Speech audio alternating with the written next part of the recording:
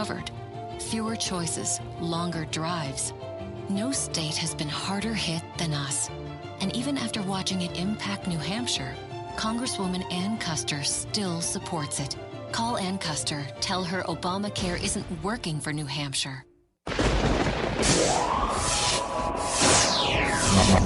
GrokTALK. All right, we are back with Darlene Pawlik from New Hampshire Right to Life and a whole bunch of other places, which we're going to talk about in a minute. Yeah, we just learned about them. But we were just going to touch on the platform. And before we segue off into skip bloggy world, we're going to go back to the platform because this is important, this issue. And it's not there yet. It's not up yet. No. So is it really there? Is it really there? According to the people who were there. Is it pre-platform, maybe? Unplatform? It's been in the news. It has. It's gotten around. Yeah. Well, anybody who's been reading Granite Rock knows that I've been picking on the NHGOP because I walked out at that meeting. Right after the beginning point of order fiasco, I knew that the fix was in. I shouldn't have walked away knowing what was coming after, and I was so surprised. As I'm driving home back up to north of Concord, I keep getting all of these updates on my phone. The NHGOP is embarrassed by its base. The NHGOP doesn't like what the majority of its duly voted in delegates believe because they favor their own hand-picked candidates. That is the entire reason why that NHGOP platform hasn't been changed since 2012. And I've been keeping a running list every so often, and I'm overdue to put up the next edition of the update. Why isn't it updated? Well, that's because we'll give the Democrats more ammo against our politicians, specifically Havenbagger and Brown. There's a joke in there, trust me. Let's not go too far afield, though. You think if they do well in the election the next day, they'll post it? No. No? You don't think it'll ever show up? It will be posted because by then, whether they win or lose, the whole purpose of hiding the changes, the preborn change in it, the largest one, it's taken the cultural issue off the table. And that's the whole thing. The GOP, the Democrats run on nothing but the cultural issues, and they don't the GOP doesn't understand what Andrew Breitbart said, that politics is downstream from culture. In other words, the politics is going to be defined by the culture because you get into this mindset and outlook which makes it easier for those driving the politics to manipulate the culture. And if the GOP decides to abandon the culture field of battle, then they deserve to get what they want. Or rather, if they're going to put up candidates that don't want to get involved in the culture, then you've got all of the base going, why should I fight for a party that refuses to fight for my values? Exactly. And the other thing, too, is the gay marriage type stuff that's going on, the militant LGBTQRSTUV, whatever the initials are. I mean, we're seeing a good dose of that in Houston with the gay mayor there trying to put in the bathroom. Let's not get too far off the field. Talk about what this the is other the ADD part that I warned you about. Slow him down, or we'll waste the rest of your interview on that. So you're involved with more than New Hampshire Right to Life. I am. So tell us about these groups, what they do, what their focus is. I am vice president of Save the One, which is an organization, it's national, an organization that is the hard case scenario of the pro-life movement. And when I say that, we are mostly men and women conceived by rape and or mothers by rape, and special needs or fetal anomaly, which is an easier way to understand it, the special needs babies. When a woman is diagnosed or like Down syndrome, or suspected with any of those, those trisomy 13, 18, 21, and or even spina bifida, frequently, hydrocephalus, anencephalus, any of those fetal anomalies, they're automatically expected to want to have an abortion and to kill that baby before the baby is born. So we have a lot of special needs people that are joining our ranks now because we actually are officially a formed group this year, but we've been around for a couple of years. We've been down to the March for Life, and our speakers have been speaking all over the country. We have national and regional speakers. So we have about a dozen national speakers, and a few of us are international. So we go in other countries too. And then we have regional speakers. So there might be somebody in California who only speaks in California or in her area, and then New Mexico or whatever. California's big. It's a region. Yeah. So what we talk about are those hard cases, and we go to political events, and we talk to legislators, we talk to committees about what it means to.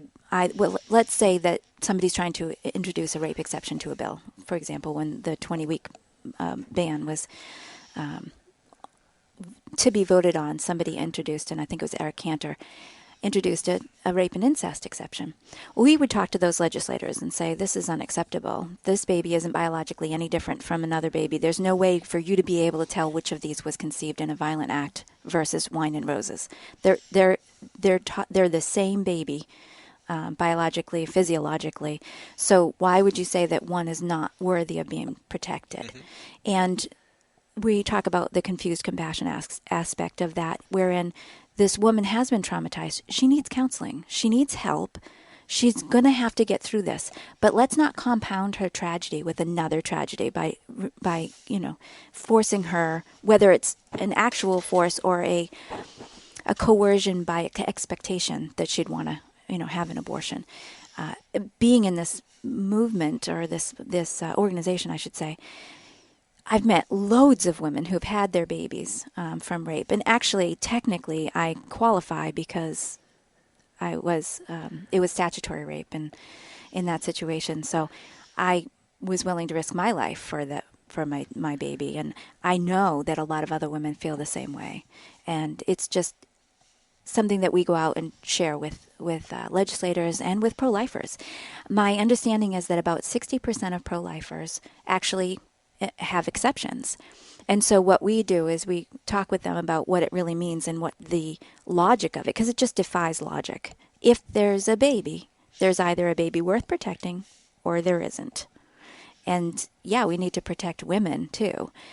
The women that are going through abortions, so many times they'll come after I talk and they'll just cry on my shoulders. I had an abortion 20 years ago, 30 years ago, 40 years ago, 50 years ago. Mike Rogers, who's normally here, he's not this week. We're at CareNet's fundraiser a couple weeks back, a week or so back, and they talk about that, what they do, post-abortion counseling, all these things that people don't think about. That here's a woman who's pregnant and she's really upset and she needs some guidance, and the only guidance she gets is from the culture and the people who are like, well, we can take care of this real quick, without really thinking about what it means to her later. Is it a big impact of this, sort of the self-gratification, the instant gratification, the selfishness that our culture has become? Is this wrapped up all into that?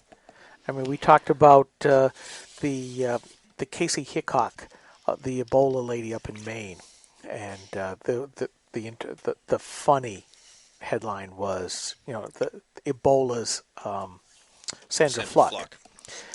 But, very self-centered and not willing to think of the other stuff. And is that a case of the person or the culture's impact on the person? Is it also a case of the impact of religion being denigrated by the popular culture so that you don't think about the higher order type processing? You talked about the logic, but you also have to think about the emotional stuff that the culture is applying onto that person, I would think. Absolutely. And I would say that it's multifaceted. Partly, I don't know how much you guys watch TV, but the television's on at my work all the time. And I notice things that it just stunts the way we think. Movies, for example, would have a scene that's absolutely, completely unrealistic, but we don't think about it. We're in the movie and we're enjoying it, and so we don't think. We're not reaching the the dendrites, if you will, in our brains, we're not reaching those things which says, well, that's not logical. And they call it refrigerator logic when they produce these movies, because you don't think about it until you get up and go to the refrigerator. But I think we're at the point in our culture where this television is on so much that we don't think about it at all. We never even think about it. And so we don't reach those higher level places. In the schools, particularly, if we look at the public school system, same thing. They're not taught how to think anymore. Mm-hmm. They're just taught what to think a lot of times. Yep. We agree. That's huge. It's really huge. I actually homeschooled all 5 of my children through high school because I would not put them there in that situation. I only went to school to the 6th grade. I went to 7th grade for 2 months, and that's it. And I left school. And you're a nurse. I mean, I am a nurse. I went back to... You went back to school at some point. I got my GED and I went to college. But the way that we're taught not to think, I think, is the biggest part of that. We have a stunted growth in that area. When you talk about the culture is largely created by the television. I was watching a movie with my young adult daughter the other day, and I said, "That's not real life." And she said, "Well, Mom, you know it is." And it was this hookup sort of generation stuff, and I'm like, oh my God, please don't believe that. It doesn't have to be real life. See, that's where Andrew Breitbart said, the culture defines the politics. That is the message that they're trying to push. That is the politicization of your culture. Folks like us who believe in traditional values, I'm an evangelical Christian, our values are being deliberately fought against by what you see in the print media, the TV media, the music media, the film media, you name it. There are people who say we don't want that because, frankly, and I think it comes down to 30 seconds. We don't want to be held accountable for our actions. So we're going to make everybody just like us. All right, we're coming to the end of our fabulous segment, and I wish we could keep you longer, but we have another guest. How do people reach you? If they want to, the organizations that you know. I'm contributing to 5 websites. Mm-hmm. So I am, if you can remember, NHRTL for New Hampshire Right to Life .org, NHRTLPAC for New Hampshire Right to Life Political Action Committee.org. I have my own website, which is thedarlingprincess.com. Save the One with the number 1. So it's the word save, the word the, obviously, and the number 1.com. And I'm also actually on the board of Personhood Alliance. So personhood.net. She is busy. I guess, yeah. And she has 5 kids. They're all grown. Oh, they're all grown. Yeah, my baby's 18. Oh, well, awesome. Cool. There, now that's why you have more time. That's why. All right, thank you so much for spending time with us, Darlene. Thank you for having me. Coming up next is Emily O'Neill, who is a write-in candidate, a Republican write-in candidate in Bedford. We're going to have her on the phone in a few minutes to talk about why she's a write-in candidate and the race and all that other stuff. Again, thank you so much, Darlene. We'll be right back. This is GrokTALK. He tried to make us believe he was a fiscal conservative, but State Senator Jeb Bradley has been deceiving New Hampshire taxpayers. Like a wolf in sheep's clothing, he claimed to be one of us, pretending to blend in, but all along voting like a liberal Democrat. And oh, how he drooled at the opportunity to vote to expand Obamacare, which will result in higher taxes and longer wait times in the emergency room.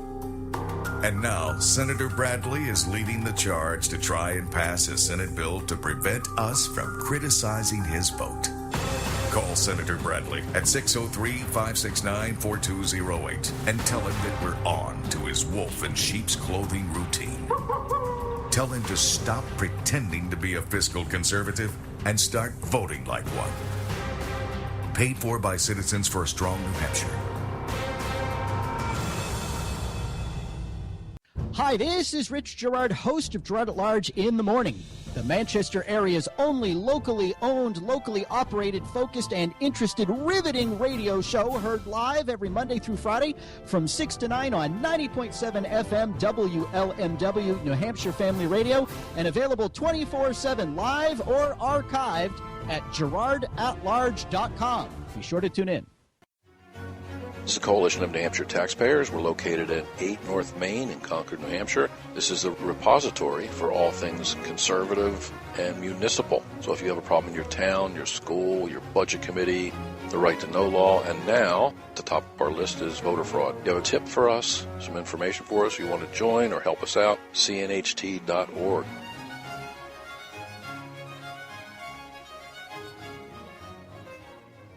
Hi, this is Rich Gerard, host of Gerard at Large in the Morning. You're listening to GrokTALK.